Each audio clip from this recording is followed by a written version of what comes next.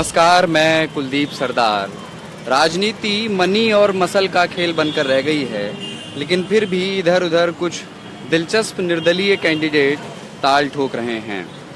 कानपुर देहात की एक विधानसभा है भोगनीपुर विधानसभा, जहां से आईआईटी कानपुर के पूर्व छात्र किलकिल सचान चुनाव मैदान में हैं। इस वक्त हम कानपुर शहर के फजलगंज चौराहे पर हैं और वो प्रचार के लिए निकल ही रहे थे कि मैं उनसे मिल गया और उनसे बातचीत के लिए रुक गया। बहुत दिलचस्प है ये देखना कि आईआईटी का एक पूर्व छात्र एक मनी और मसल पावर वाले इलाके में निर्दलीय चुनाव लड़ रहा है। तो मेरी दिलचस्पी हुई कि उनसे बातचीत की जाए, उनकी कहानी समझी जाए। किलकिल हमारे साथ हैं और नौजवान हैं जाहिर तौर पर, तो बहुत सारी उम्मीदें हैं मेरी भी और आप लोगों की भी होंगी कि जो पारंपरिक नेतागिरी का पैटर्न है उसके अलावा भी इन्होंने चुनाव के कुछ विज़न, कुछ सोच वैसी रखी होगी। पहले किलकिल मैं ये जानना चाहता हूँ आपसे कि आईआईटी कानपुर से आपको टर्मिनेट कर दिया गया था, आपकी पढ़ाई पूरी नहीं हुई थी, आपने मुझे बताया। उसकी कहानी क्या थी जो आप शुरू से पहले बता रहे थे? एक्चुअली मुझे दूध पीने का बहुत शौक था। तो जब मैंने फर्स्ट सेमेस्टर में मेस का दूध पिया तो मुझे अच्छा नहीं लगा। तो मैंने उसकी लैब में जा कर के टेस्टिंग करी। That was highly contaminated with urea. तो मैंने इसकी शिकायत ऑल एचईसी कमेटी के स्टूडेंट हेड को करी। उसने कोई ध्यान नहीं दिया। फिर मैं वार्डन के पास गया, वार्डन को एप्लीकेशन दी, उसने भी ध्यान नहीं दिया।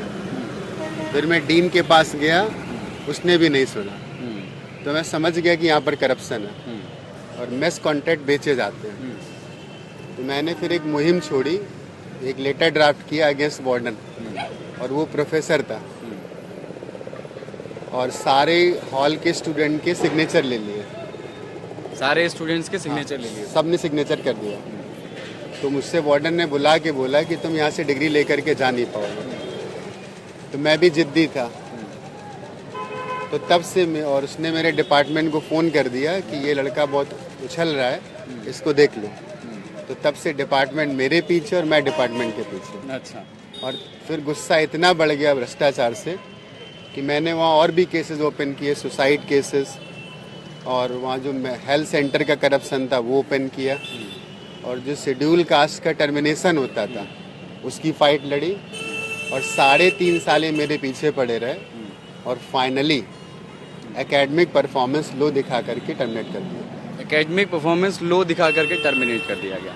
अच्छा, एक चीज़ और बताइए कि जैसे ये जो प्रोटेस्ट की राजनीति है, प्रतिरोध है ना सिस्टम का, या मान लीजिए आप इंस्टीट्यूट में पढ़ रहे हैं, आपकी असहमतियाँ हुई और आप प्रतिरोध करने निकले, आपने प्रदर्शन किया, लोगों के साइन लिए, एक कलेक्टिव एफर्ट खड़ा करने की कोशिश की। मैं ये जानना चाहता हूँ कि इसको ना इसको ख़ासतौर से उत्तर प्रदेश में बड़ा ही जनरलाइज करके नेतागिरी कह दिया जाता है कि लड़का तो नेतागिरी टाइप का है।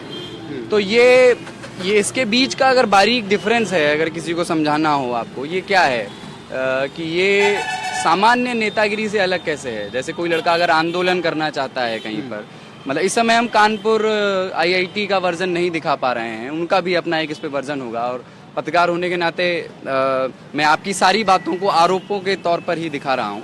लेकिन फिर भी मैं आपसे जानना चाहता हूँ कि अगर वो प्रतिरोध है जिसको आप मानते हैं, तो वो जो सामान्य नेतागिरी जो है उससे अलग करके दिखाने की चुनौती है आपके लिए, वो कैसे आप? एक्चुअली नेतागिरी कोई बुरी चीज़ नहीं है। नहीं है, हाँ ठीक, नेतागिरी लीडरशिप है। हाँ।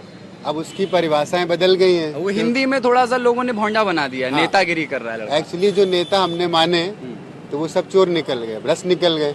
तो हमने उस शब्द का मतलब ही गलत निकाल लिया। अच्छा।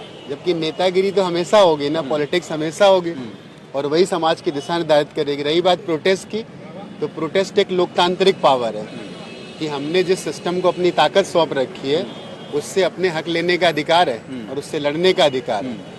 तो अगर मैं आईटी में या कोई और कहीं पर भी कर रहा है तो ये एक डेमोक्रेटिक वे है, बट केवल पॉलिटिक्स चमकाने के लिए वो गलत है।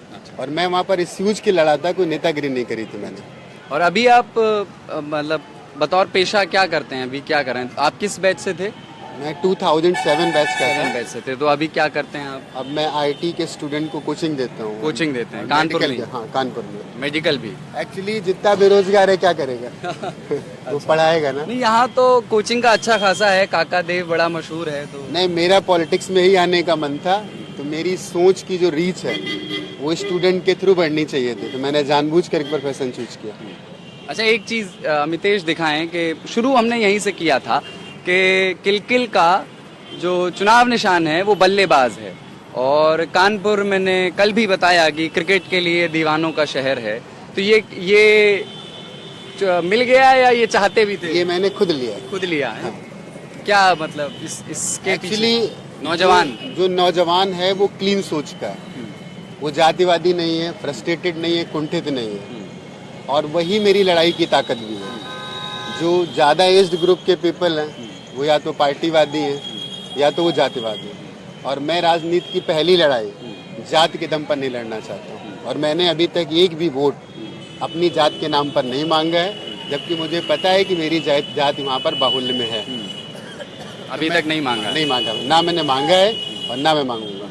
अच्छा, ठीक है। ये बताइए कि आप भी जानते हैं कि मनी मसल पावर के बीच निर्दलीय का चुनाव लड़ना, पहली बार एक नौजवान का खड़े होकर के जीत जाना बहुत मुश्किल है, लेकिन आप ये कुछ तो सोच करके आए होंगे, एक प्लान भी तो होगा कि नहीं जीतेंगे तब भी यार कुछ। नहीं, मैं हमेशा से पॉलिटिकल सोच कर रहा हूँ, और मुझे नहीं लगता है कि निर्दलीय का जीतना मुश्किल है, बशर्ते कि वो अच्छी सोच के साथ आए और वो पॉपुलर हो। तो मैंने अपनी पॉपुलैरिटी के लिए पहले ही बहुत कुछ किया है, और फिर मेरा मकसद है चुनाव जीतना हारना नहीं है। मेरा मकसद है कि राजनीति की जो परंपरा है क्या मैं ख़त्म कर पाऊँगा, और एक क्लीन पॉलिटिक्स देने का मन है। अगर पब्लिक बिलीव कर जाएगी तो यहाँ से राजनीति की दिशा चेंज हो जाएगी, और ये सिर्फ विधायक की एक शुरुआत है। मैं इसको चुनाव की तरह नहीं, एक क्रांति की तरह ले रहा हूँ, और मैं दुनिया को दिखाना चाहता हूँ कि हिंदुस्तान की असेंबली का या पार्लियामेंट का एक मेंबर वो क्या कुछ करने की क्षमता रखता है इन अ डेमोक्रेटिक वे। ये भोगनीपुर विधानसभा में जब आप जाते हैं प्रचार के लिए या जनसंपर्क के लिए, वोट मांगने के लिए, तो ये गाड़ी आपकी साथ रहती है, इनोवा क्रिस्टा। इसके अलावा और काफिला? 6 गाड़ियों का काफिला रहता है। 6 गाड़ियों का काफिला रहता है। तो ये तो वही बात हो गई बाकी नेताओं। एक्चुअली बाकी नेताओं वाली बात नहीं है। भोगनीपुर विधानसभा बहुत बड़ी, 600 गाँव है, और अगर टाइम से पहुँचना है, सब लोगों को पहुँचना है, तो उसके लिए व्हीकल तो होने चाहिए। व्हीकल होना चाहिए। भाई, अगर केवल कानपुर शहर का होता तो मैं साइकिल से भी कर सकता था। अच्छा, बट इतनी लंबी फैली हुई है।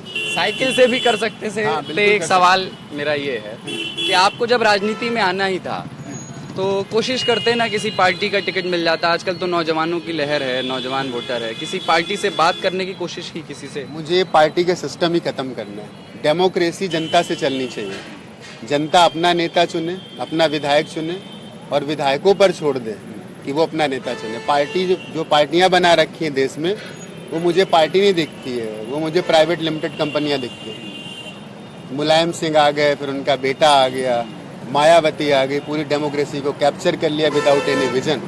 तो मैं पार्टी सिस्टम ही खत्म करना चाहता हूँ, और अगर पार्टी सिस्टम रहे तो अच्छा डेमोक्रेटिक सिस्टम रहे। ये तो एक पैरेलल रास्ता ही चल रही है।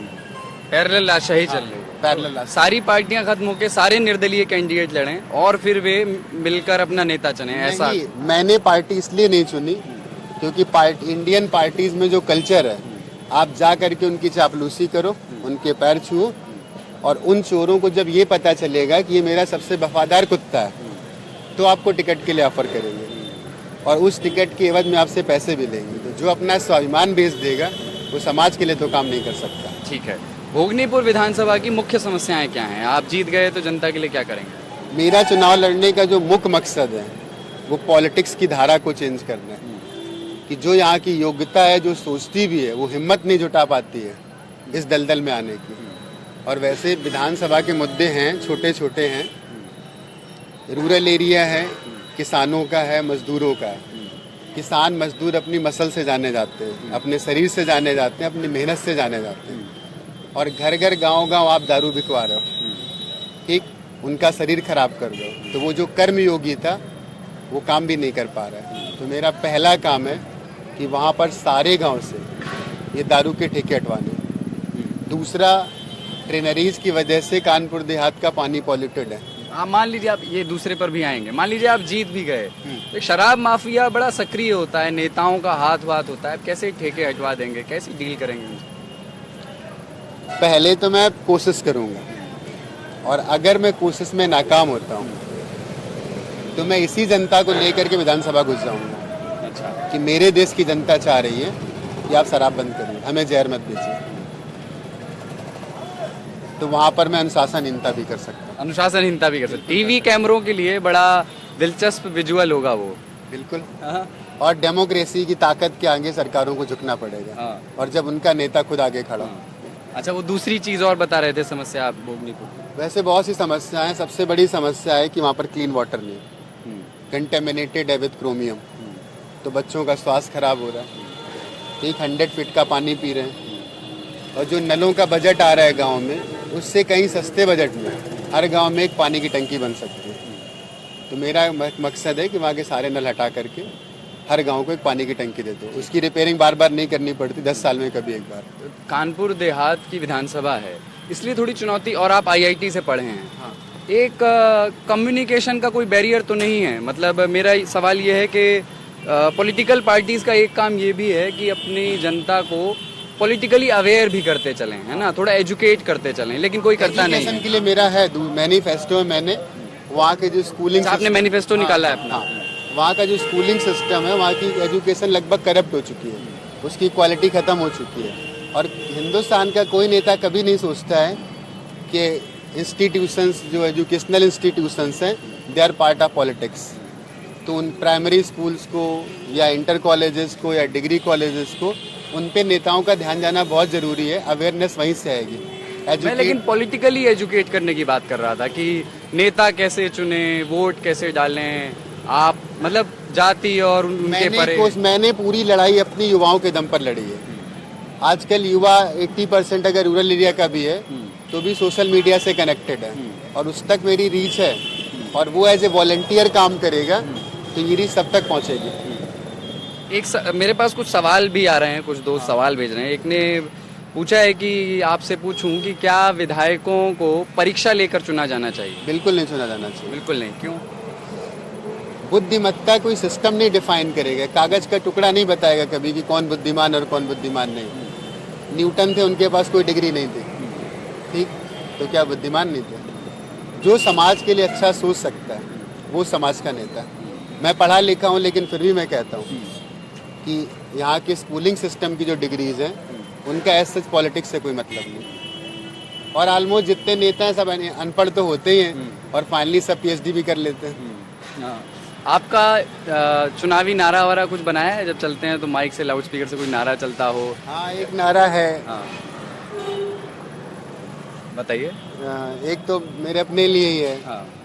नॉर्मल है कि चाचा चाची कर लो नोट, बल्लेबाज को देना वोट। अच्छा चाचा चाची कर लो वोट, बल्लेबाज को देना वोट। हाँ। चाचा जो है वो उत्तर प्रदेश की सियासत में इसके कुछ और मायने भी हैं।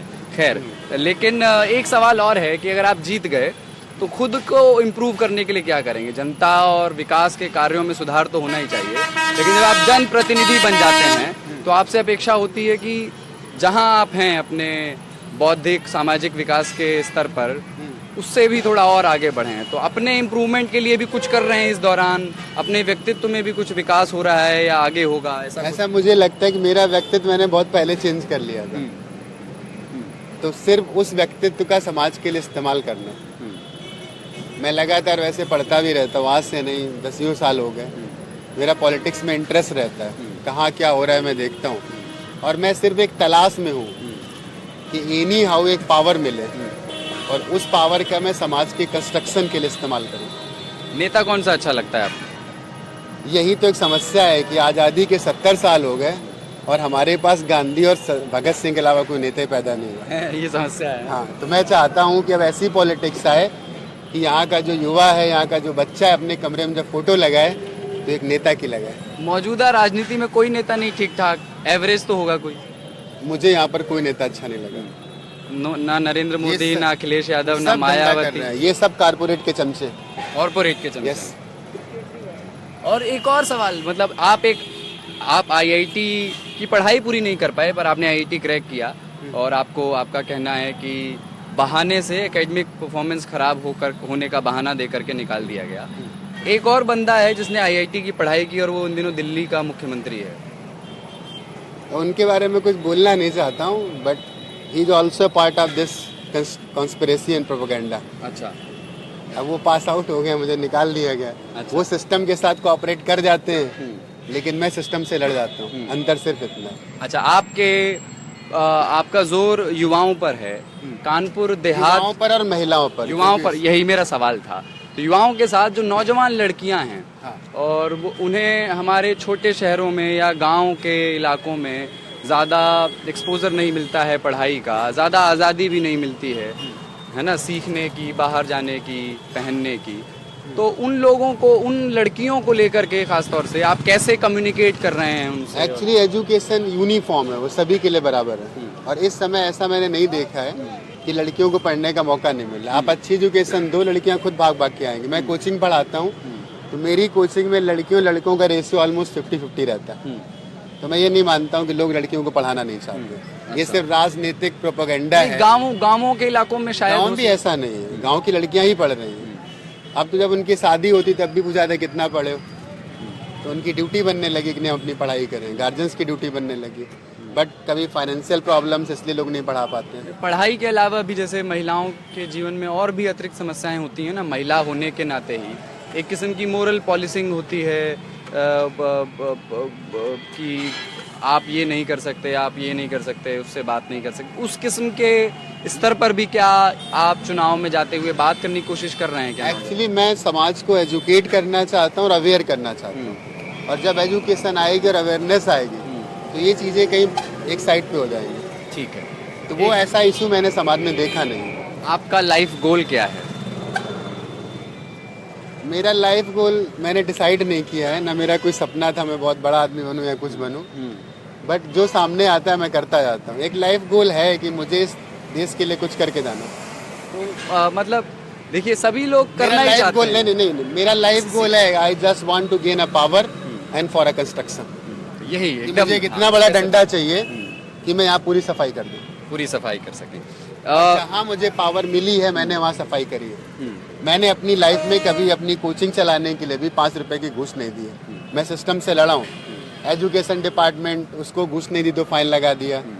बिजली विभाग से लड़ाई हुई मेरी, राइट, पुलिस थाने में लड़ाई होती है मेरी, बहुत से षड्यंत्र मेरे खिलाफ हुए।